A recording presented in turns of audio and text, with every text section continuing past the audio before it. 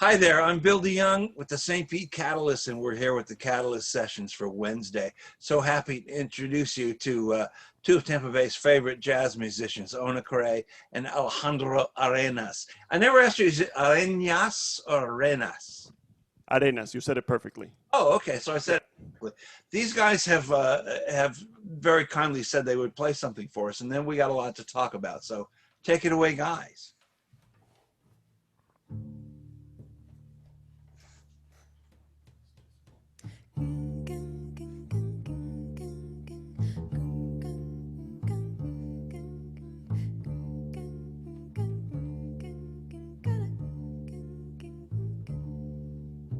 Once I was away to get back homeward. Once I was away to get back home. Sleep, pretty baby, do not cry, and I will sing a lullaby. Golden slumbers fill your eyes. Smiles await you when you rise. Sleep, pretty baby, do not cry, and I will sing a lullaby.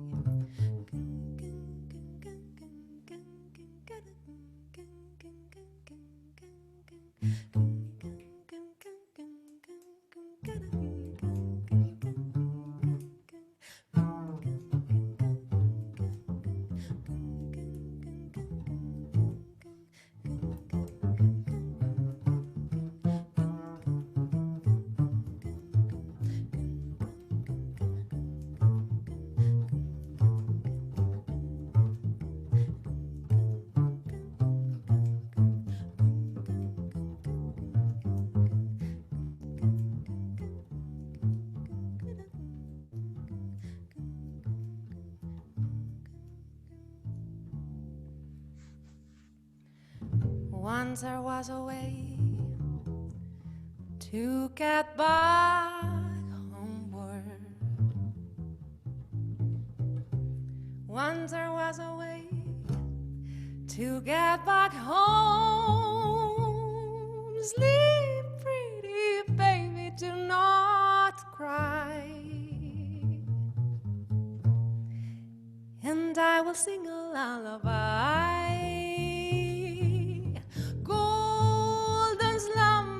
Fill your eyes. Smiles await you when you rise. Sleep, pretty baby, do not cry, and I will sing a lullaby.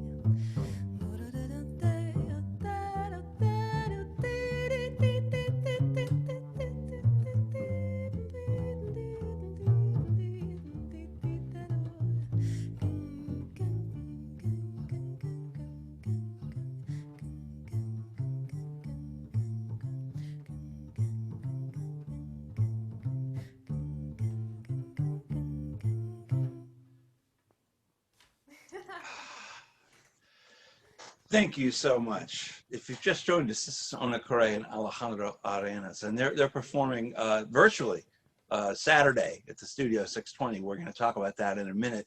Ona, here's my question. I know you're a big Beatles fan, obviously. Yeah. Mm-hmm. When you sing that, don't you have the urge to start singing, "Boy, You're Going to Carry That Weight," and go into the... That's right. At the beginning, not anymore. I got used to this gorgeous arrangement by Alejandro. So that's a beautiful thing. You are from Spain, obviously. Yes. from Barcelona, as I understand. Mm-hmm. If I have my history correct, you and Pablo, your husband, have been here for what, 2.5 years, something like that? Actually, 3 years and 3 months. Okay, so I need to. She's not counting. clock a little tighter. Did you come here? So I mean, I know he got his what master's in jazz piano performance. Is that why you relocated here, or was there a bigger reason in those days why you came from Spain? Yeah, we were thinking of moving. We were having that conversation for a long time and Mm-hmm. thinking of the United States. We were thinking about Canada as well, but we definitely wanted to come to this side of the ocean. And Pablo also wanted to do a master's degree in jazz, and Yeah. we just combined those two things. And he got a very good scholarship at the USF, so it was like kind of both things. Had you ever heard of Florida before, or Yes, but I definitely was not aware of what Florida really was. oh, this is perfect. Did you have a preconceived notion? Oh, that's all loud tourists, and you discovered how beautiful it. Alejandro went through the same thing a little earlier, but what did you think Florida was? Disney World, Miami? Miami, yeah, probably, yeah, yeah. I, I really didn't have, I didn't know that much about what the U.S. really was. I Yeah. didn't know about, I mean, I knew, but I didn't know for sure how incredibly big this country is and all the difference between all the states. And I didn't know what Florida really was. And honestly, we were at the very end, we were deciding between Texas and Tampa. Hmm. And I saw, like, there's beach in Tampa, so obviously let's go to Tampa. That was This the actor. yeah. That Yeah. is why we decided to come. Did you speak English already? I mean, obviously you're pretty well spoken in all those dialects and Thank everything. you. That Well, means a lot to me. I'm sure. I spoke a little. I was living Ready in though? London. I'm sorry? I spoke a little English. I was living in London before coming here. Oh, okay. There you go. Yeah, So, I mean, it wasn't that enormous a culture shock it because was. backups. Okay. You surrounded yourselves with jazz musicians because of what, I guess, what he was doing. But tell me about the culture shock. This is fascinating to me. You Ooh. a redneck was, right? I definitely didn't know that. That's a very interesting conversation. Yeah. Welcome to Florida. Thank you. I don't know. It's so different. I can never imagine how different it was, and at the same time, how I know that what I'm gonna say it's very contradictory, but it's very different. But at the end, we are the same. We are human beings anyway, you know. So there's a lot of layers on top of how people behave, how life is here. Like, for example, the hardest thing for me to adapt, it has been not being able to walk in the streets. I went walking to everywhere. I would go to the supermarket working. I would go to work walking. I would take the underground, and everything was about walking, and I loved that. Yeah. I miss that a lot. Here is everything about car, for example. Then the way people relate in Spain, people are very spontaneous, and here people are so cautious. So that was a shock for me because I didn't understand, but it was not a language thing. It was like, I don't know what they mean. Do they want me to go? Do they want me, Yeah. But at the Can end, you think too much? And, yeah, there's something to be said for spontaneity and trusting one's instincts. And it also makes me think that the people in Spain, because they're walking in the villages and the cities, are probably a lot thinner than we are over here. That was So, yeah, I mean, maybe. to make that plunge, Alejandro, I'm not ignoring you, but you and I have talked so many times. It's all good. It's fascinating to me. You were ready to make this plunge, though. I mean, America, that's some different shit, man. That's different. Yes, it is. But there's so much. I like from here a lot that there's a lot of people wanting to do things. I don't know if that makes sense, but I don't know if that makes sense to you that you are from here. Maybe as long as you. Oh, I don't want to learn- do anything. Yeah. But no, seriously, I feel like there's a lot of people wanted to do things, wanted to promote arts and I don't know, just a lot of entrepreneurship. Am I saying it No, right? entrepreneurship. Yeah. Thank you. Well- I'm not gonna try to say it. Add There's- that one to the list. I can barely say it myself. Yeah. So yeah, I love that spirit of wanting to do things, you know. So, and also, I wanted to ask if you and Pablo, I mean, if you felt, because music is the universal language, blah blah blah, which we all talk about all the time. If you felt accepted right away, like, yeah, these guys are great, we're a team, and maybe this will lead to how you met too. Yeah, we are extremely grateful about how the jazz scene has welcomed us. We have felt very welcome from the very beginning. Honestly, that has been one of the best things. And yeah, he, for example, has been a great uh, encouragement for us and a lot of people in the music scene. So yes, So, well, we give me have. the story of how the two of you got hooked up musically, and how did that happen? Yeah, I met Pablo first through USF. I had done my master's, and I was still going back to do some work with some students. They would do these summer camps every so Yeah. often, and they would pair people to teach certain ensembles. And I ended up paired with Pablo, which was awesome. We hit it off right away. He's originally from Venezuela, which Yeah. is right next to Colombia, and we just hit it off.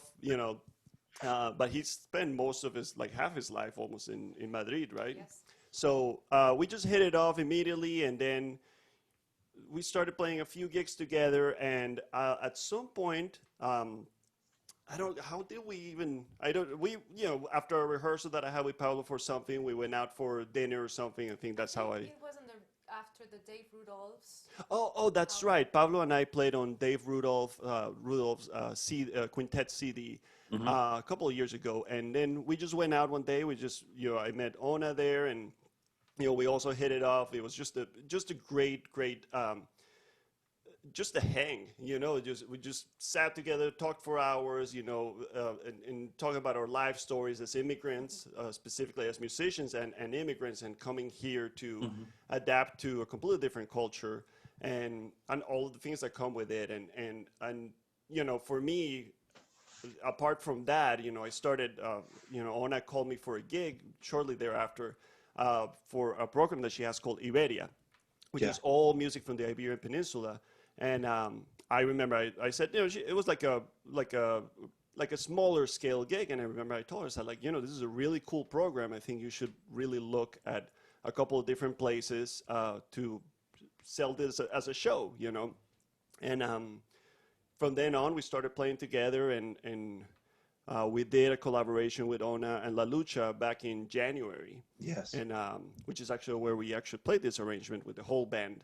Mhm. And we just hit it off personally and musically. So to me, Ona and Pablo are some of my favorite people in the world. They really are. I mean, they're amazing people, amazing musicians, and that's the type of thing that the music community, the type of people, and the type of relationships that the music community needs here. Because sometimes here, there's small pockets of people that kind of hang together, but then they don't. It's rare that you kind of cross over to certain other sections of the music community. Mhm. But there is, we all know each other, and so we are very close together. So one of my goals as having been here in the music community in Florida for so long is to do that, to create that sense of community, helping each other out, really opening doors for each other and collaborating in different projects. And that was one of the things with the quarantine. We all found ourselves staying home for a long time, not having much to do. And we started just collaborating through a couple of things, sending each other videos of bass and vocals duets and songs that we liked, and we found a lot of material that we really enjoyed playing together. So this is kind of how this came together. We said, like, let's do a duo thing. It's challenging, it's cool. Well, you talked about the Iberia project, and obviously that you did that for a little while, and this one is called Orilla. Is that how you say it? Orilla, Orilla. Orilla. Okay. Depends on what country you're from. In the Orilla, Hey, hey man, for Orilla. Orilla, yeah, Orilla. Okay, Orilla, which means what? Beach, ocean, Sure. shore. Okay. Yes. Tell us, for those of us who saw the Iberia performances, and I want to talk about that in a minute too. How is this different? How I is mean, it I different think of from Iberia, I think of the Iberia? Iberian Peninsula. I always think of beaches and stuff, but what Yeah, is, this one's like significantly different because I don't think we have a program. Yes. This is just kind of music that we really, I mean, it's just music that we really enjoy playing. Yes. We have a couple of originals. We have one song that we actually co-wrote, something that I started instrumentally. I'm an awful lyricist. And Ona is a wonderful lyricist, in addition to being an incredible musician, arranger, singer, because she really is. So she brought a lot of she had a few arrangements, I had a few arrangements, or some things that we just kind of created. So when we talked about it, we were kind of like, should we have a subject line? Should we have something? And we're like, well, let's actually just play music that represents who we are, which are multicultural people, you know. So we have like some stuff, of course, the Beatles, because how could you not be influenced by the Beatles? well, yeah. And you know, a couple of original things. We have some Brazilian stuff. We have some. What else do we have? We have some Jackson 5. Oh, Sorry. yes, we have some Jackson 5. Yeah. I never would have. I, huh? What? It's a part of us as well. It's part exactly. It's part of who we are. So Yes. it's funny because with these rehearsals, every time after we rehearse, we usually like stay in the parking lot for like an extra hour just talking about, you know, it may be. It is a, you know, to me, it's definitely a Latino thing. I can talk forever. Yes, he can. Like right now, for example. But yeah. But it's awesome because we talk about all random things, you know, and that somehow finds its way into the music. You know, that's a beautiful thing. I mean, that those life experiences really come out through the choices that you make as a musician. So this was very freeing for us, and I know Ona feels the same way in terms of not only just having two instruments. She's going to play some guitar. Oops, sorry, running into things. She's going to play some guitar on some stuff. Yeah. But it's also very freeing from. This is music that we just love to play, you know, as opposed to sometimes you got to play some crowd pleasers. Sometimes you got to do all this stuff. So kind of this quarantine was and this project was an opportunity for us to say, like, let's challenge ourselves and let's play some music that, you know, we may not otherwise spend time playing in front of people necessarily, or you know, I mean, not that it's that way, but yes, you always have to curate a lot of the stuff that you do. Like, people always want a show or want this, so kind of making this, like, streaming it's less pressure in the sense of, like, here's what we have to offer, you know. In other words, nobody in the club is shouting requests at you, and Exactly. We don't have to play Brown Eyed Girl. don't play. No, please. Oh no, I wanted to ask you about. It's the standard issue question about being a vocalist and a jazz performer in your native country, and maybe the differences over here. I mean, do you this performance notwithstanding, which is different kind of stuff, but I mean, did you, over there are they more receptive to? Do you play all the standards? Are they more receptive to original tunes? How does that compare to what you find over here with regard to audiences?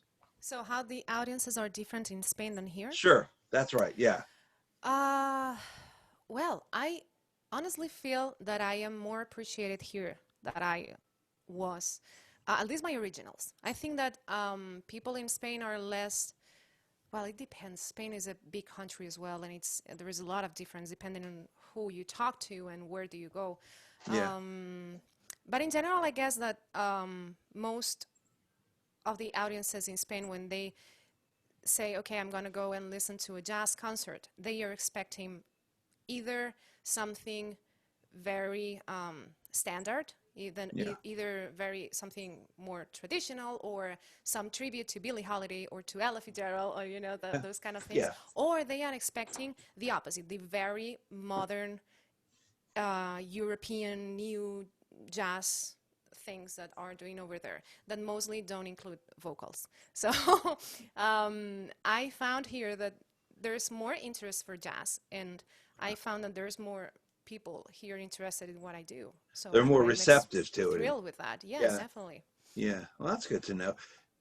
You know, I'm only familiar really with you doing the performances, say at Studio 620 and the other venues that do you play clubs and that as well? I mean, in a normal circumstance, right? I mean, you know what I mean? I mean, before the pandemic, I did a lot of things. I used to play in the Hard Rock, in the casino in Tampa, obviously at the 620.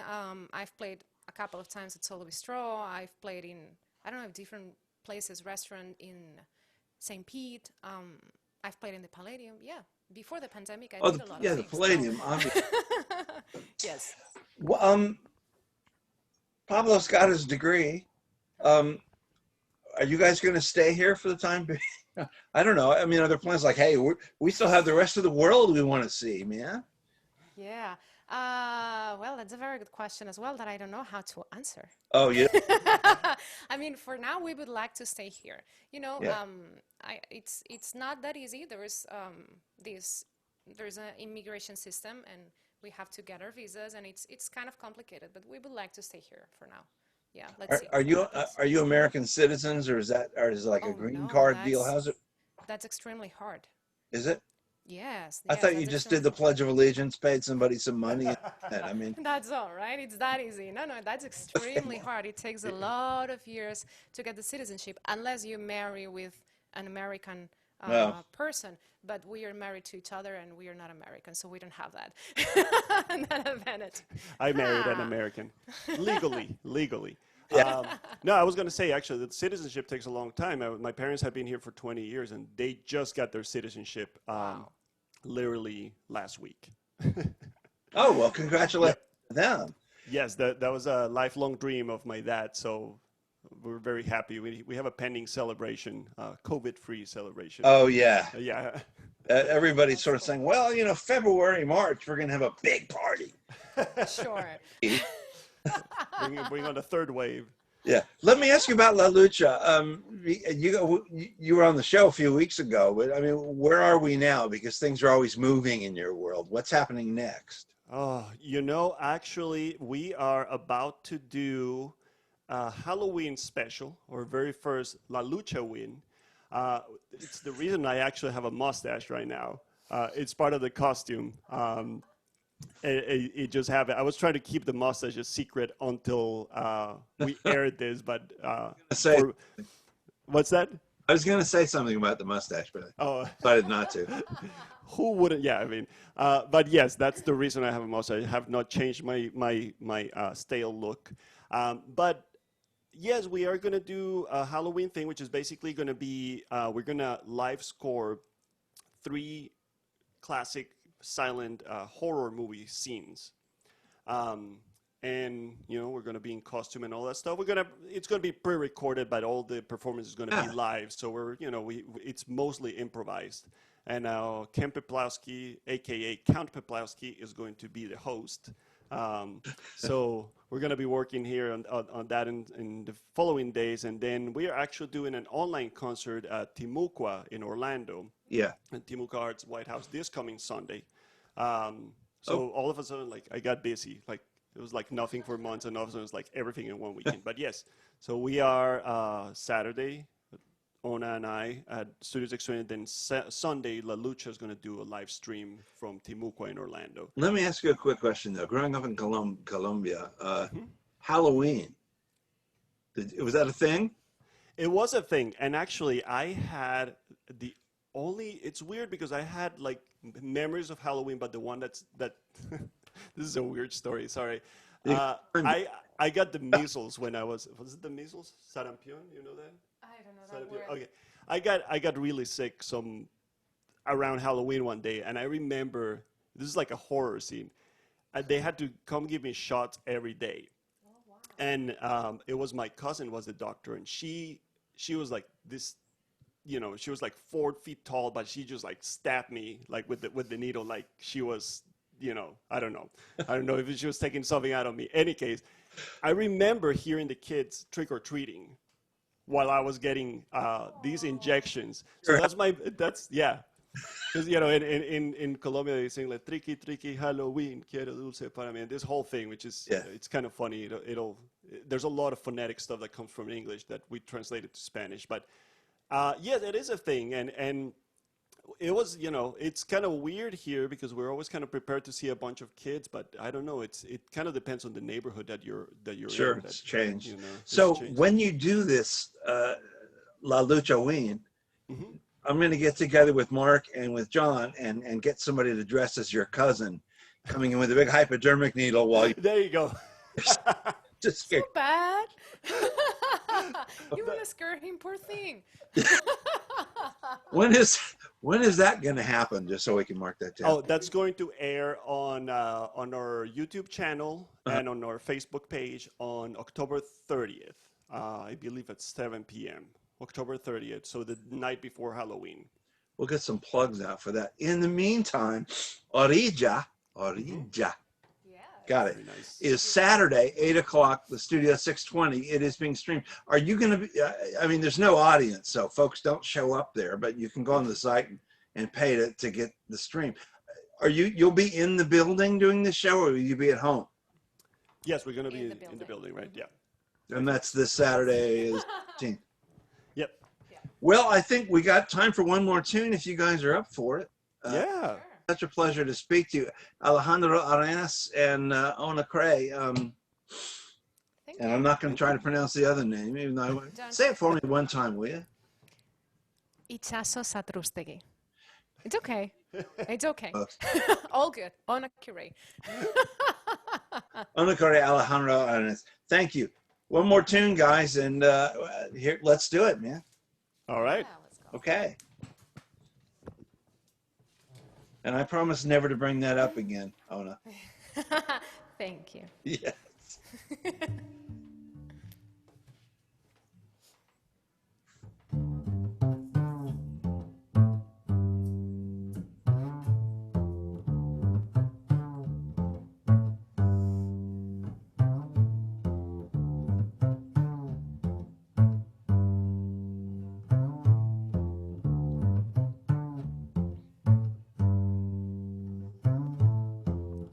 Eu sou a música da gente quando é nua crua. Escolto o nariz do pobre quando ela se sua. Sou Carolina na janela desejando a rua. Com solitude eu ando acompanhado. Cada virtude minha é um pecado.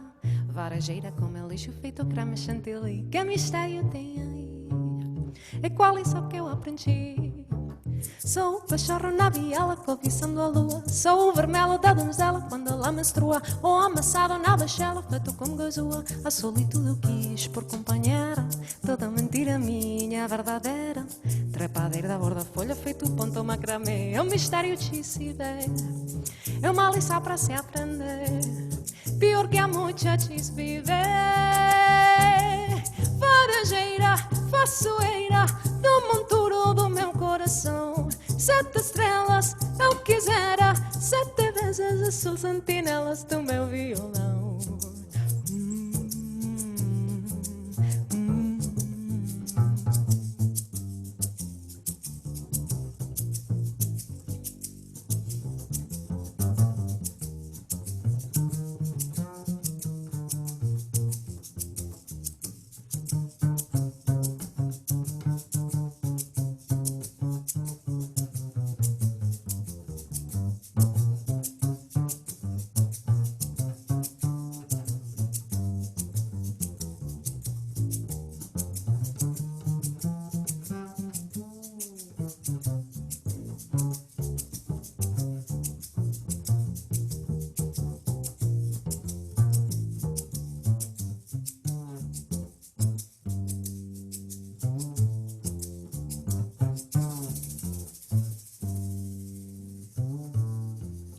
Eu sou a música da gente quando a nua crua. Escorro do nariz do pobre quando ela se sua. Sou Carolina na janela desejando a rua. Com a solitude eu ando acompanhado. Cada virtude minha é um pecado. Varejeira como é lixo feito creme chantilly. Que mistério tem aí? E qual é só que eu aprendi? Sou o cachorro na viela cobiçando a lua. Sou o vermelho da donzela quando ela menstrua. Ou amassado na baixada feito com gazua. A solitude quis por companheira. Toda mentira minha verdadeira. Trepadeira borda folha feito ponto macramé. É um mistério de se ver. É uma lição para se aprender. Pior que a noite é de se viver. Varejeira, façoeira, no monturo do meu coração. 7 estrelas eu quisera, 7 vezes azul sentinelas do meu violão.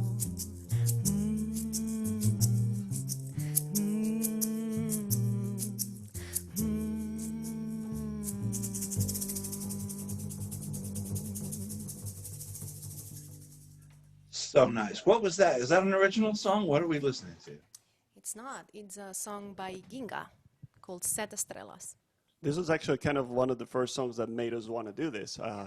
We found this recording of Ginga. It's a very, I guess he's very well known in Brazil, but he's definitely not at the kind of like a Jobim in the United States. But he writes some beautiful, incredible Brazilian music, kind of modern, but also with like some old chorus. So it's just beautiful. So it's Ginga.